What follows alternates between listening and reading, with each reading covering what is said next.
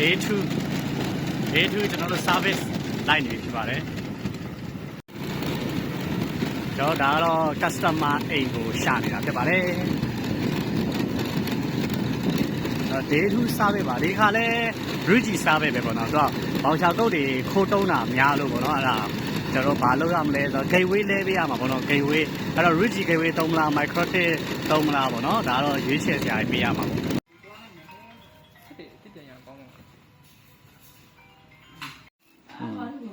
ဗီဒီယိုရရှိရတော့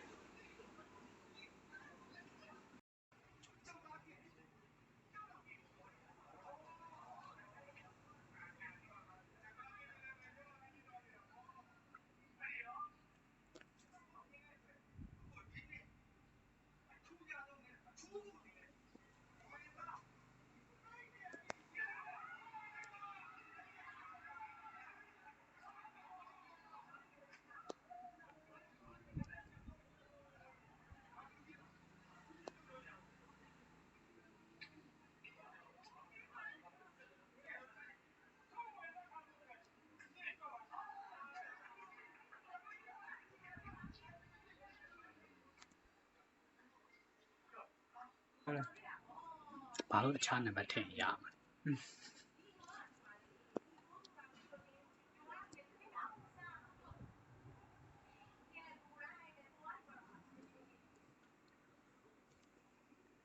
စကဲတက်မှတ်ပြီးတာလားဆရာက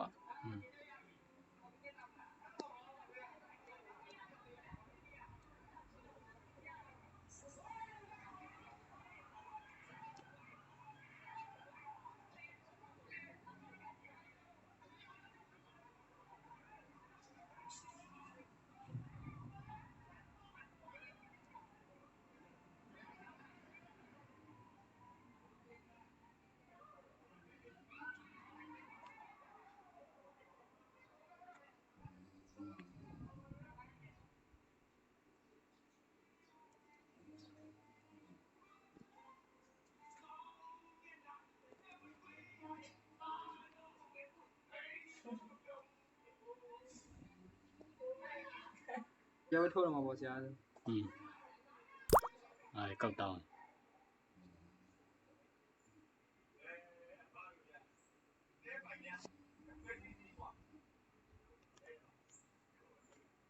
အော်မှာ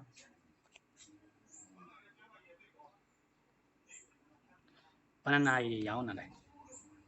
တနာရီဘယ်နာရီရောင်းနေလဲဟိုလည်းပြတနာရီ9နာရီ12နာရီဤ